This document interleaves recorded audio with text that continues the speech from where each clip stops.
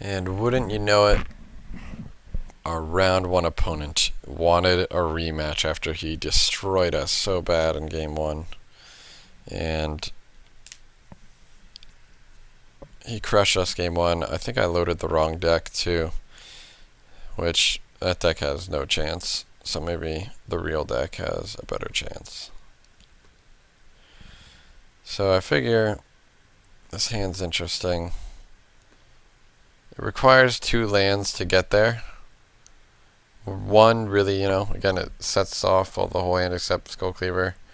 I already kept a hand like this before and got rewarded, so I probably keep again. Yep.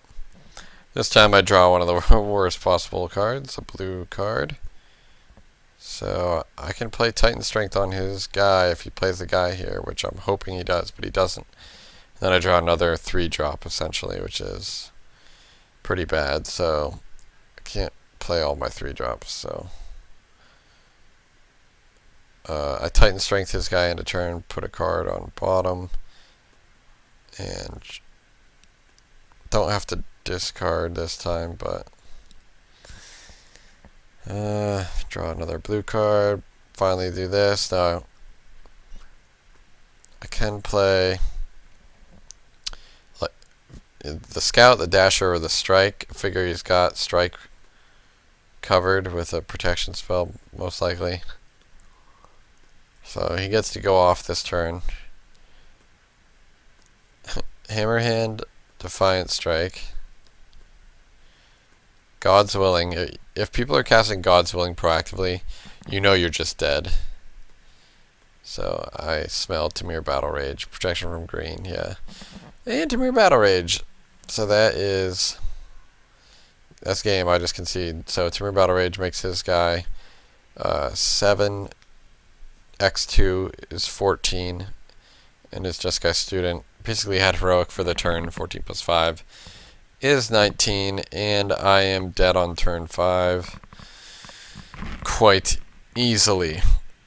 So yeah, not the best start. Sideboard again, Magma Spray. Maybe negate, force away. Yep. That's it.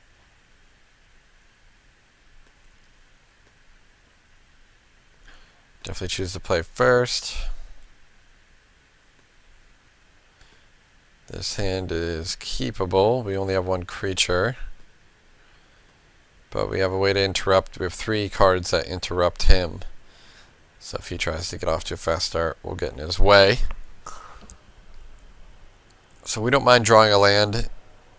When I don't mind drawing a land, I'll lead off with a duel instead of Evolving Wilds. Do draw the land, which is pretty great. So now I have an option to play the duel or not. I probably won't. I'm probably going to just dash here. Yeah. Get through for 3 since I can just dash again next turn. And he kept a 1-lander this time and is discarding, so not the best decisions. He's probably just, 1 land away from a perfect hand. Defiant Strike's my guy, so it's kind of the weirdness with these decks and the decisions that we make. Trailblazer, okay. So here, I figure I can attack into this, because I'd be more than happy to kill it with Magma Spray. But he decides to not block, so I figure I might as well Titan Strike, which is basically another Lightning Bolt. Mountain, if I drew it next turn, it would be good. But I figure you just want more gas. I'll put it on bottom. Because let's say there's 2 mountains on top, which, look, there are. Now I'm just deeper into drawing into gas, which is basically all I need to end this game. So I play the Valley Dasher. He knows I have Mardu Scout, which I chose not to play. The reason why is because he could have Defiant Strike, which could kill my guy. And he could still play it, but I decided to just play the Mardu Scout. Oh, he is still stuck. So I void his end one of his guys. bash. I figure he has to block, which allows me to magma spray his guy, and he's basically dead. Yeah, he has another one, doesn't matter. Lightning strike him, and he concedes. So that was kind of a non-game. Let's see if we can get an actual, real, close, good game. The rubber match. Alright, here, this hand is awful. So we mull. Here, this hand is playable. Basically, we have turn 1 Crusader strength. If he doesn't play a creature, if he does have a creature, we can magma spray it right away. Good, he doesn't have a creature, so we get to... And we drew our second land. That was like the perfect draw. Second mountain was perfect draw. Oh. Well, that sucks. I was going to upkeep Titan Strength and into 1 red mana. Maybe I wouldn't have, but if I did, I would have gotten blown out. Drawing the blue is pretty good.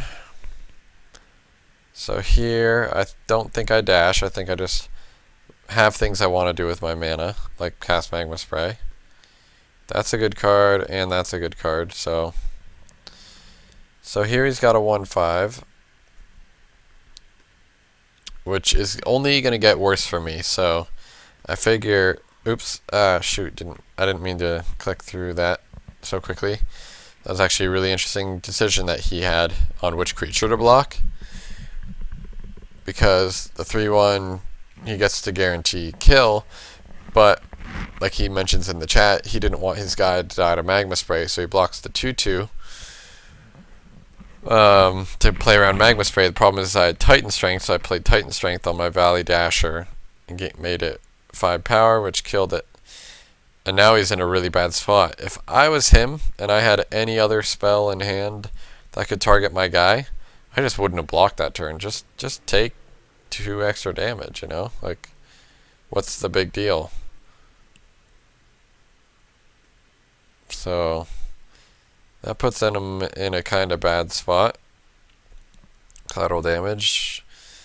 Not the best draw here. We got a lot of life to whittle away at. So I figure I attack with both guys. I could have Magma Sprayed first. If I was him, I'd very likely just throw him in front of the 3/1. And he does not, though. So he's letting me get ahead on this race a little bit. Defiant Strike. This is really interesting. So he could have 2 more spells. He could have God's Willing Titan Strength or double God's Willing, or another Defiant Strike. But basically, if I let this resolve, he's drawing an extra card right away, so he has more options. And my Magma Sprays aren't getting any better. So this is another spot where it's kind of, in my opinion, like, hey, if he's got it, he's got it. I'm just dead if he has like doubles God's Willing or whatever. Or at least his guy isn't going to die, which I might be able to race. But let's see what happens. I go for the Magma Spray. He goes for the Titan Strength. I go, okay, well, again, spray is not getting any better, so I tank. I finally decide if he's got it, he's got it. But he doesn't. So that was huge. So I'm in a really good spot now. So here I get to lead off with Dragon Mantle on the Dasher, always, so that I can grow if need be. Here I have a choice of playing another Mantle or pumping the Dasher. I feel like I probably should have just pumped the Dasher for the extra point of damage, but I play the Mantle just to draw the card right away. Drawing the card sooner rather than later is sometimes worth a point of damage. But I basically know he doesn't have a white protection spell. And he could have drawn one if he had a second red card and red creature in hand, but wow, he's just definitely in a bad spot because I'm kind of swarming him now. So now I just dash my guy, beat with all of them.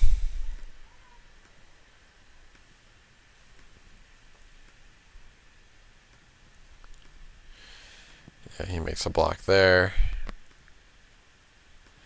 I'm fine with him going to 6 and then dying to lethal collateral damage. He plays God's Willing, and then my play is pretty simple here. I just collateral damage, sacrifice the Valley Dasher, so that even if he had Mortal's Ardor, he can't gain any life. So if he played Mortal's Ardor here and I didn't have collateral damage, he would gain 4, go to 12, take 6, go to 6, collateral damage would only put him to 3. So, it's quite easy play. Sack my guy, and damage kills him. So yeah, damage along with collateral damage gets there.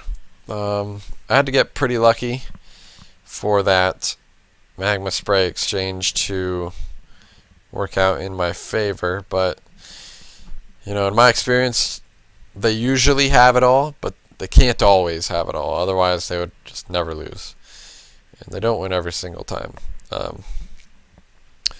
So yeah, so my deck was interesting. It dealt a lot of damage pretty quickly. This is a turn 6 kill. I'd be interested to see what my average turn kill was. I think the Boros Heroic deck is more of an aggro combo deck, and it can kill on turn 3 and 4 a little bit more consistently. But this deck seems it seems actually just kind of bad in general, but I think depending on the metagame, it could be decently well positioned. So hopefully people who play SPDC and MPDC figure out like the top tier decks. They are good, but they're not the only decks that are in existence, and you can come up with little variations on established archetypes very easily, and people will have a harder time playing around cards when they haven't seen them all the time. So yeah, so hopefully this helps create maybe a little bit more diversity, but we have Dragons of Tarkir coming pretty soon. The last Fate Reforged Cons previous event will be next week for the World Championships, which happen once per season, and then Dragons of Tarkir will be out. In Dragons of Tarkir, you can definitely expect me to be playing some sort of blue-black, maybe a third color deck with cards that say exploit, trying to get value. I haven't really figured out the deck list yet of where I want to start. I really want to collect the cards online and just build it online, and then test, against the new decks, and just tweak and test at first, and then see what happens. One of the main things we're going to have to deal with is Center Soul and the Heroic decks, so somehow we're going to have to be competitive against the Heroic deck. So I would look out for Sidisi's Faithful and Peel from Reality. These two cards are going to be really insane. And then the black is there for some cheap removal, like Feast of Dreams can be good. Freeka's Cure can be good. The Typhoid Rats can be good. I don't really like them that much. Other cards that interact with the hand, I have not thought Black Cat was good at all, but I think it's playable now since you have Exploit. Black Cat was never really trading for a creature, at least, very much in my experience. It can trade against maybe Typhoid Rats, but that's about it. But I would rather have, Sultai Emissary even gets pretty good when you can exploit it and just get more creatures, which is more exploit fodder if they're just dumb lands or something, or there could be good cards to flip open up. So yeah, there's just a lot of cool things going on.